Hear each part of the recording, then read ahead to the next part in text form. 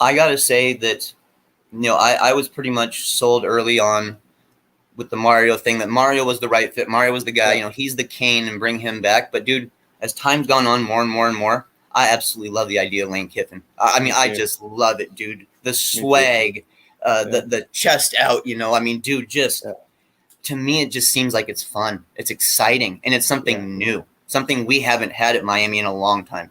I'm not gonna lie. Lane has creeped up to 1A on my board. I have him as 1A and 1B.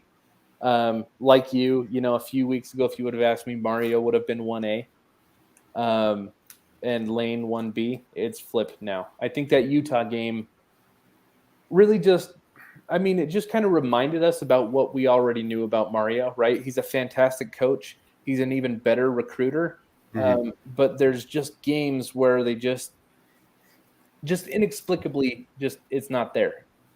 That's been a thing, right? He's in his fourth season in Oregon, and that's been whatever.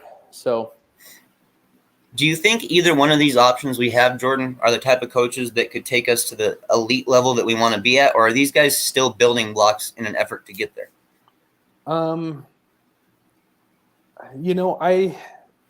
So this is just my opinion, right? This is just conjecture. Yeah. I'm not trying to be definitive. My personal view is I view that Mario is the high floor candidate, right? Yeah. I feel like if we get him, we can count on 9 wins a year, winning the ACC Coastal more often than not, and, just being there for the championship game. I don't know. Clemson's a great program, whatever. I'm not saying we'd beat Clemson all the time. But I think we'd be knocking on the door. I think we would firmly establish ourselves. Wholesome, what's up, man? Wholesome in the house. Yes, sir. What's up, big dog? Yep. I think we'd firmly establish ourselves as the premier ACC Coastal program under Mario. High floor, right? I think Lane is the high ceiling. There is no ceiling with Lane Kiffin, in my opinion. I mean, think about this, man. He's younger than Manny Diaz. He's 46 years old. Okay? He's been a head coach, Oakland Raiders, USC Trojans, University of Tennessee, okay? And then he's been an offensive coordinator under Pete Carroll and Nick Saban. There's probably not a coach in college football with a better resume than Lane Kiffin does, like a more experienced resume. Yeah. And a variety. He could coach for 25 more years, man. Yeah. Like the talk is how long is he going to be willing to stay at a place like Miami if he does turn it into a powerhouse again? Is he willing to ride it out, or is he just going to use them as a way to get to the next big job? Which is fair. I mean, that if that's his route, that's his route. But that doesn't mean that we should ignore what could happen in the meantime. I don't want it to be something to where it's, Lane might not be around long enough. Well, guess what? He still might be the better option. That's the argument we're going through.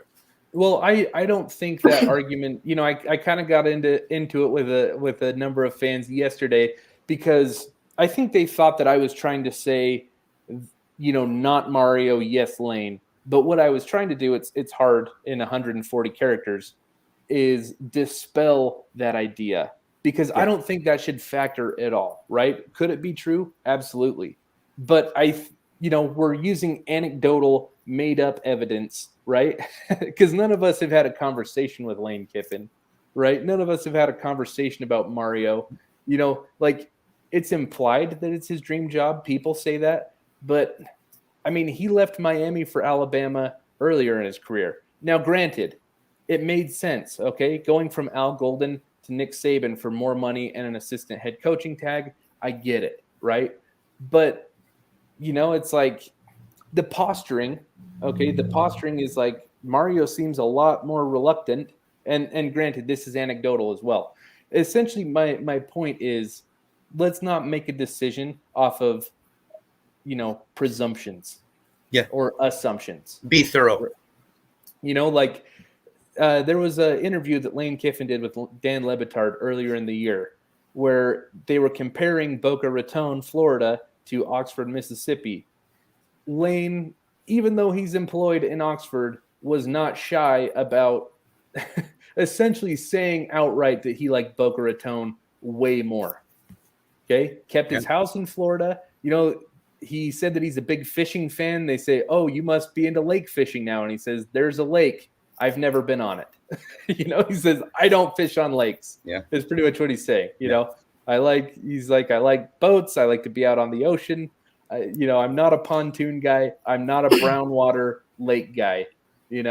So I don't think there's any reason to just be like, yeah, Lane's only going to be here for 2 years. I mean, if you look at his career, they've been logical moves. Okay, Tennessee to USC was even a logical move.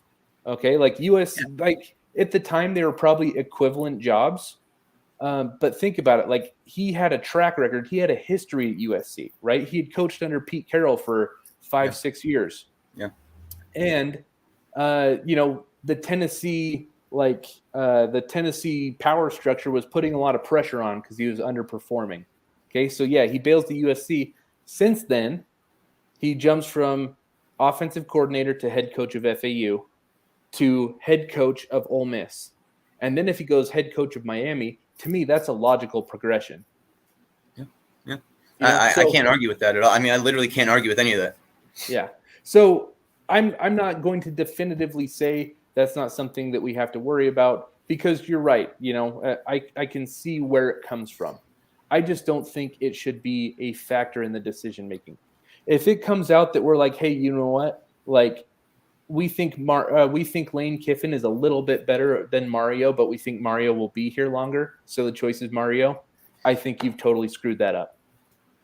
Let's address the comment here that Wholesome left us. And by the way, guys, if you haven't checked out Wholesome's channel, by far one of the best cane breakdown channels there is. I mean, top to bottom, Wholesome does a fantastic job. Yeah. Fantastic. Wholesome. He says, what's up, family? Thank you all for what you do every week. You all know I'm Mario through and through. I get the Lane hype, but let's never forget, building a program is long-term and not a flash in the pan. I can't argue with that. That's fair. Yep. That's fair. Valid.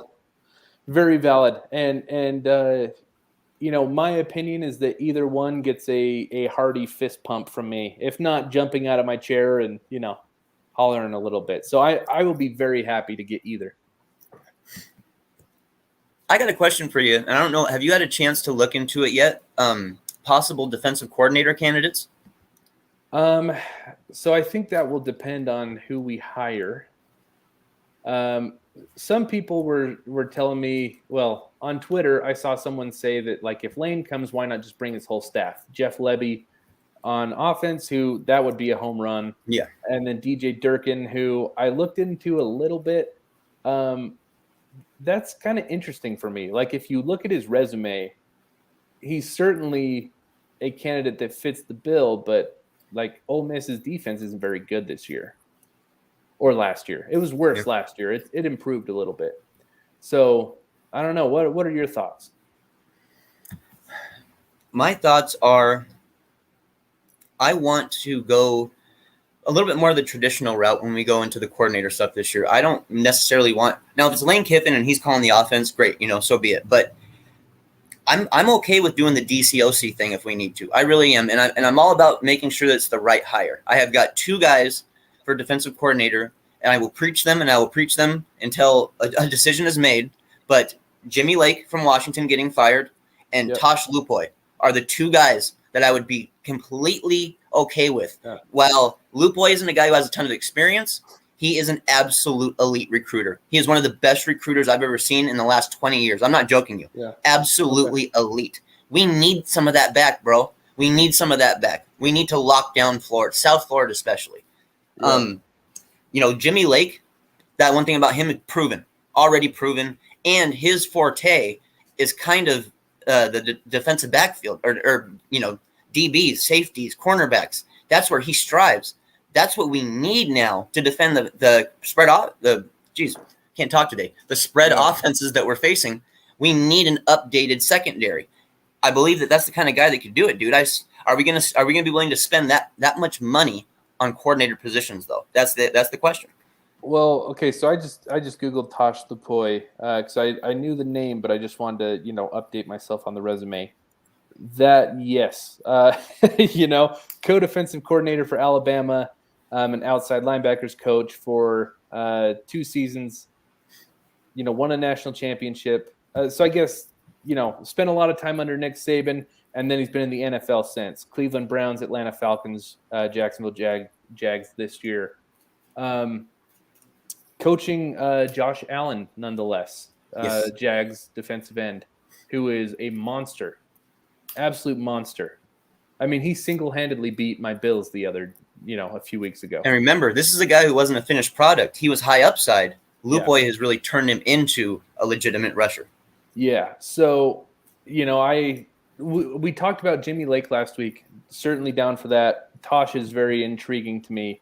Dude, if we got Lane Kiffin if he brought Jeff Lebby over and got Tosh as the defensive coordinator, wow. Yeah. That's making me smile a little bit, man. I'm glad that you got a chance to hear real quick just to look at Tosh, because he's a guy who I brought up a couple of times, but I think fans really haven't had a chance to do their homework on him yet. Yeah. And with the offseason approaching, don't worry, guys. Like I will be digging more into Tosh Lupoy and what his upside is and what he could possibly offer us, because he's a guy I've been praising for about 4 months now to be the DC. So I hope fans really get a chance to take a look at what he can do for us, because, man, that kind of recruiting, it's hard to turn that down, Jordan. It really is, man. Yeah, man. I mean, he's only 40 years old, and to spend 5 years under Nick Saban. Yeah, that's good grief. Hey, Mr. HD here. We cannot let this one slide by. The new DC needs to get some LBs, please. Anyone who can tackle, absolutely, Mr. HD. That should honestly be one of the forefronts. And when we're looking at getting a defensive coordinator, what have you done with your linebacking cores lately? Or have you decided to go to a more hybrid linebacking core, and how has it worked? I don't mind going to the hybrid look. What about you? No, I don't mind it either. I mean, I think, when Miami was great, it's because they weren't afraid to be cutting edge. Even innovative. If it was, innovative. Yeah, that's a better word. They weren't afraid to be innovative and try new things. And so I have look at how dumb we looked finally transitioning to a spread offense in 2020. I know Dan Enos kind of sold us up the river, told us that it was a, multiple with an emphasis on spread, and it just turned out to be like a West Coast, whatever, right?